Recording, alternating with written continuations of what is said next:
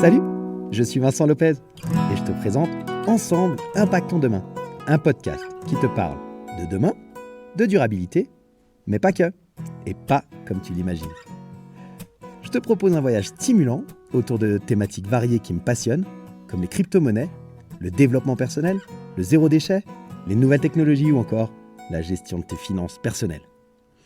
Quel que soit le domaine, je décortique les actions de notre quotidien en les analysant sous le spectre de leur impact sur le monde de demain. Comment tes choix, tes décisions, influencent notre futur, celui de nos enfants et aussi celui de la planète? Quelles sont les solutions pour vivre avec notre temps, tout en respectant notre environnement et le vivant de manière générale? Alors bienvenue dans Ensemble, Impactons Demain.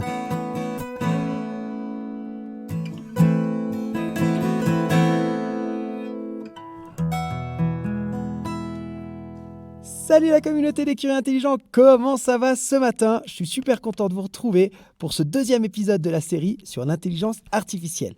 Alors j'espère que le premier épisode avec l'interview t'a plu. Si tu ne l'as pas écouté, vraiment fonce. Cet expert nous a donné des réponses hyper intéressantes sur l'intelligence artificielle. Aujourd'hui, on va se focaliser sur l'origine de l'intelligence artificielle et comment elle a évolué au fil du temps. Alors c'est parti, viens avec moi et on remonte l'histoire. D'abord, le concept d'intelligence artificielle, quand tu fais des recherches, tu te rends compte qu'en fait, il n'est pas nouveau du tout. Depuis au moins le 1er siècle avant notre ère, l'être humain il s'est penché sur la création de machines capables d'imiter le raisonnement humain. Il y a même certaines personnes qui citent comme origine du concept d'intelligence artificielle les automates de Da Vinci, le turc mécanique. Tu sais, c'était un automate, un joueur d'échecs du XVIIIe siècle qui a gagné une majorité de ses parties d'échecs durant plus de 80 ans, notamment contre Napoléon Bonaparte ou encore Benjamin Franklin. Bon, c'était un canular, tu vois, puis il a été expliqué en 1820, mais il a quand même continué à fonctionner jusqu'à sa destruction en 1854.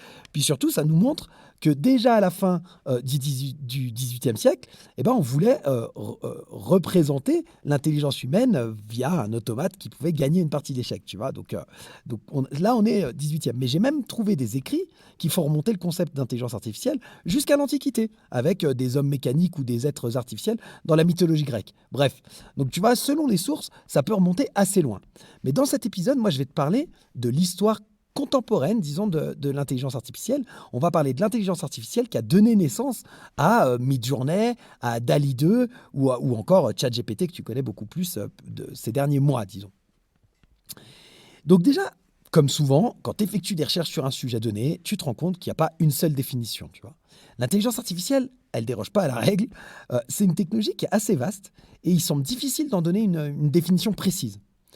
Donc, je t'en ai sélectionné plusieurs. La première, je l'ai prise dans le livre Intelligence artificielle de Stuart Russell et Peter Norvig, qui est un peu une bible de l'intelligence artificielle.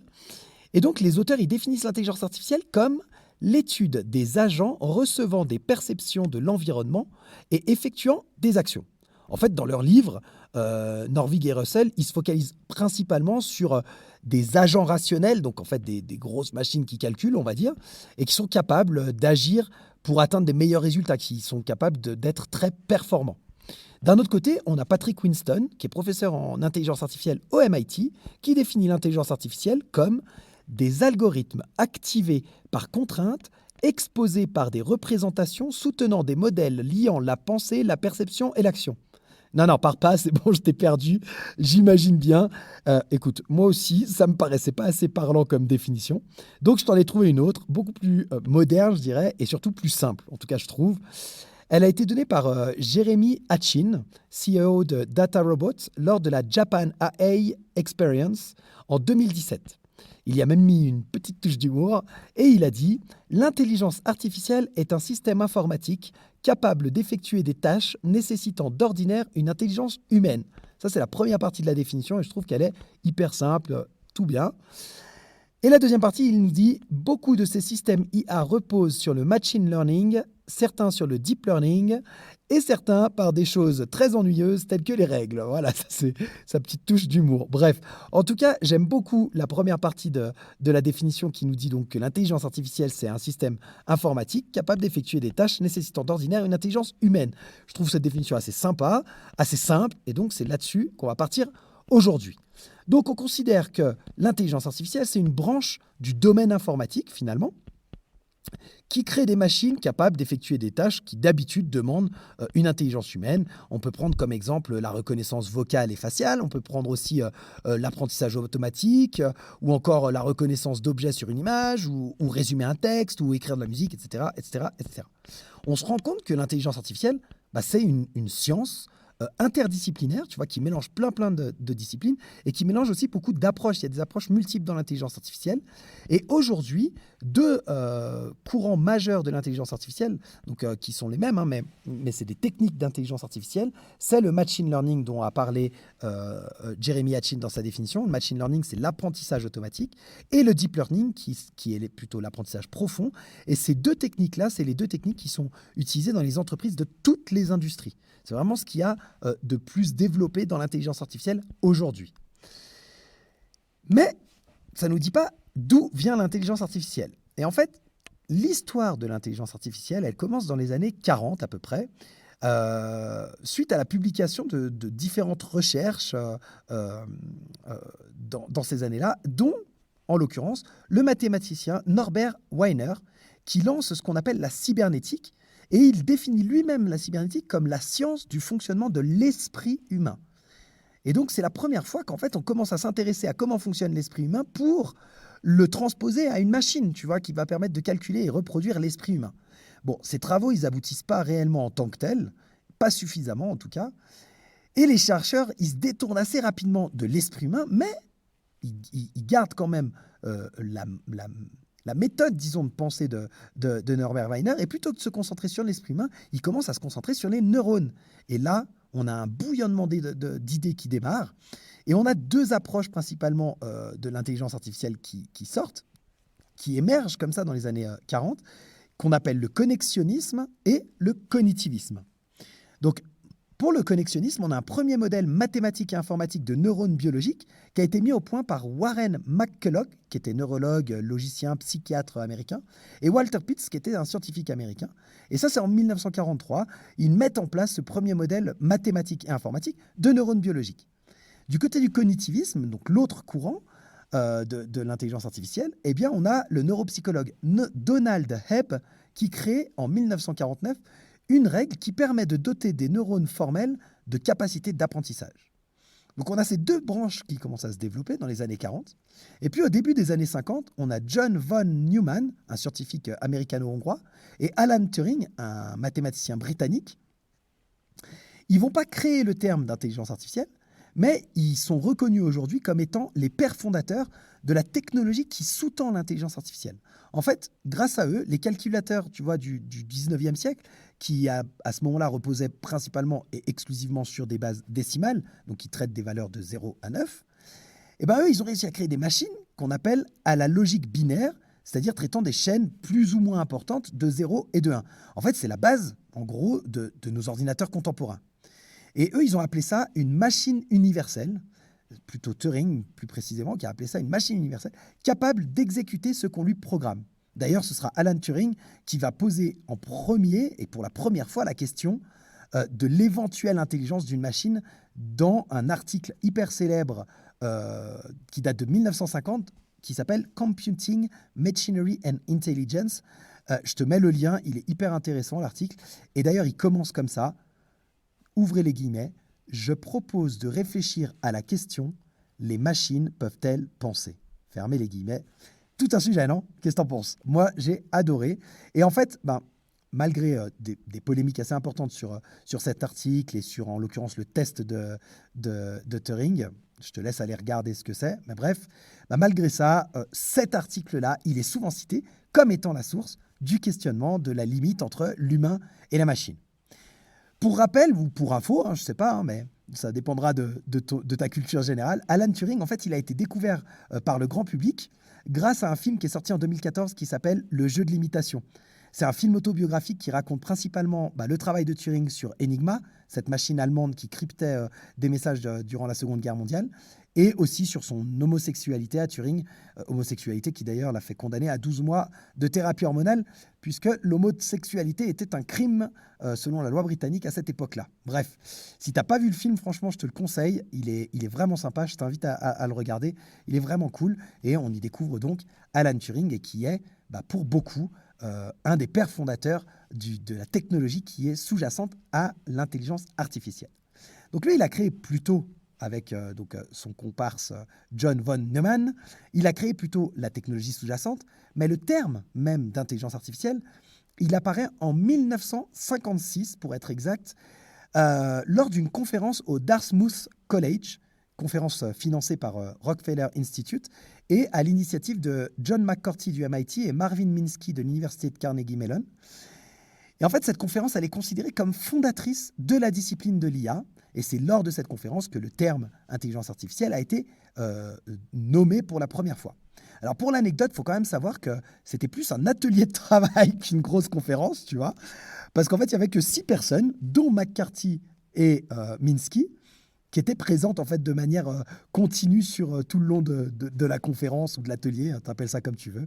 Mais les autres passaient, mais finalement, il n'y avait que 6 personnes qui travaillaient essentiellement sur des développements basés sur la logique formelle.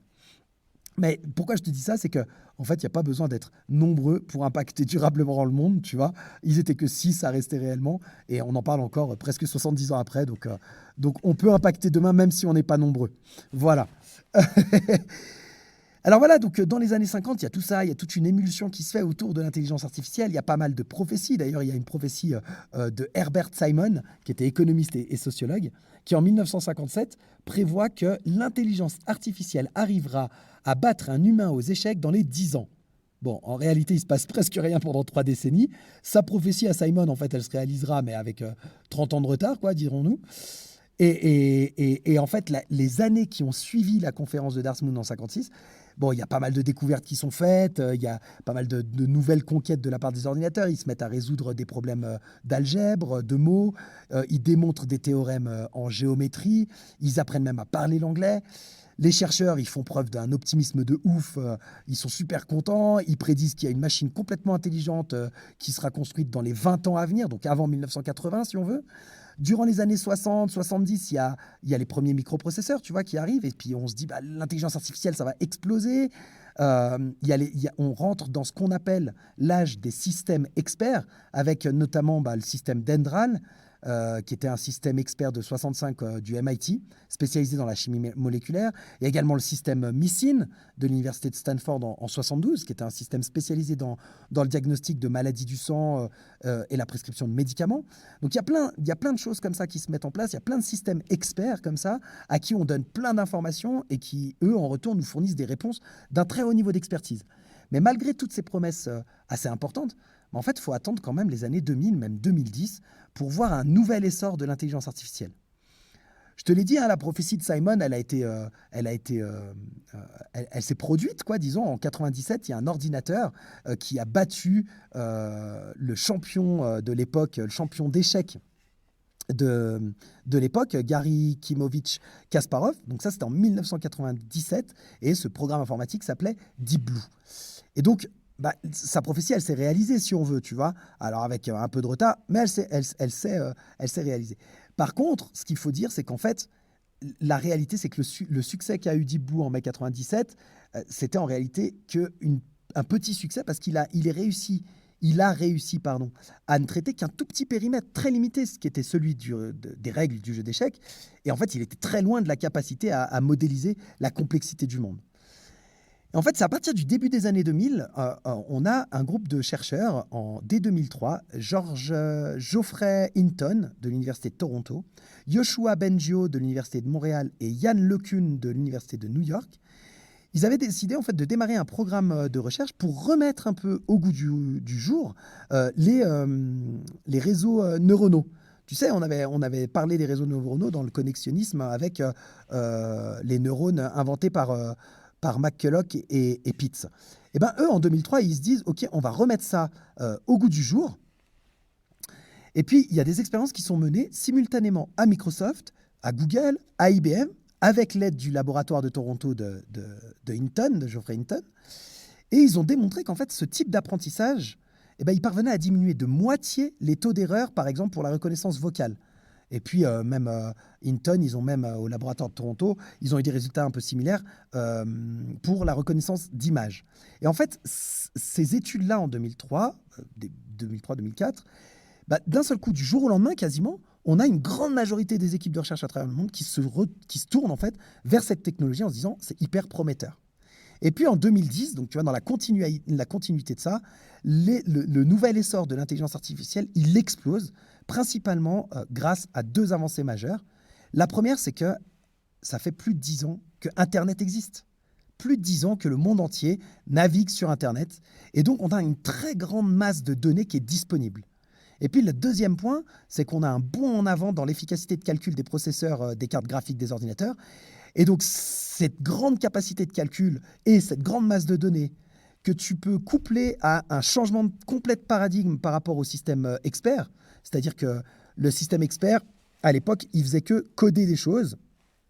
Et puis, en codant les règles, les systèmes experts pouvaient appliquer ces règles-là. Avec le changement de paradigme, on dit, OK, on ne va plus coder les règles, mais on va laisser les ordinateurs découvrir par eux-mêmes les règles, tout seuls, par corrélation et classification, sur la base d'une quantité massive en fait, de données, tu vois, vu qu'on a 10 ans d'Internet qui sont là. Et en fait, c'est tout ça qui fait qu'il y a une explosion de l'intelligence artificielle dans les années 2010 pour en venir à ce qu'on connaît aujourd'hui avec, effectivement, aux yeux du grand public, ChatGPT. Donc en fait, c'est tout ça qui a amené à ce qu'en 2023, on se rend bien compte avec les actualités de l'intelligence artificielle qu'elle prend une place de plus en plus importante et qu'on vit une accélération de sa présence parmi nous et de ses performances.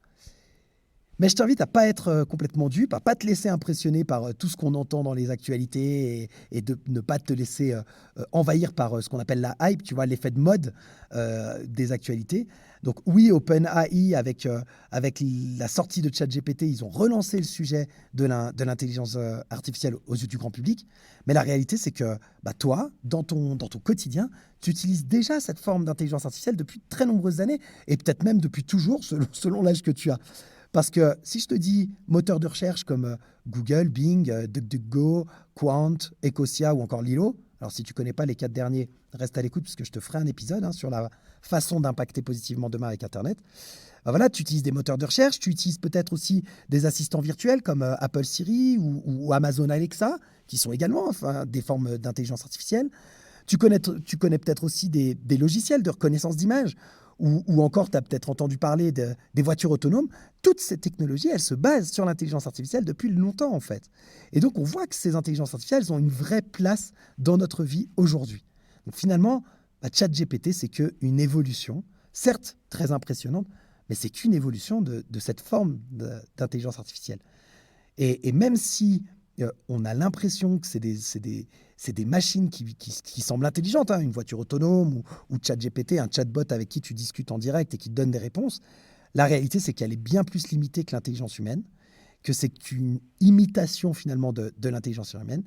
Et si tu veux en savoir plus, je te présenterai la semaine prochaine les différentes formes d'intelligence artificielle et je te dévoilerai leur fonctionnement, leurs avantages, mais aussi toutes les limites évidentes qui existent pour ce genre de programme informatique. J'espère que cet épisode t'a plu. Je t'invite, comme d'habitude, à en parler autour de toi. Je t'invite à t'abonner. N'hésite pas à liker, à mettre des pouces, à mettre des étoiles et à laisser des commentaires.